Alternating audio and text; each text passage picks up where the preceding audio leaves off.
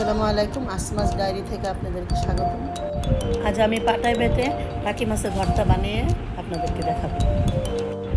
একটি বাটিতে 3টা মাছ নিয়ে হলুদ লবণ দিয়ে ভালো করে মাখিয়ে একটি ফ্রাই প্যানে সরিষার তেল দিয়ে মাছগুলো দিয়ে দিলাম। তারপরে চুলার আঁচ কমিয়ে আস্তে আস্তে উল্টিয়ে পাল্টিয়ে ভালো করে ভেজে নিলাম। মাছগুলি ভেজে একটা বাটিতে নিয়ে নিলাম। আদা বাটা 7-8টা কাঁচামরিচ ভেজে নিলাম। মাছগুলি কাটা সারিয়ে নিলাম।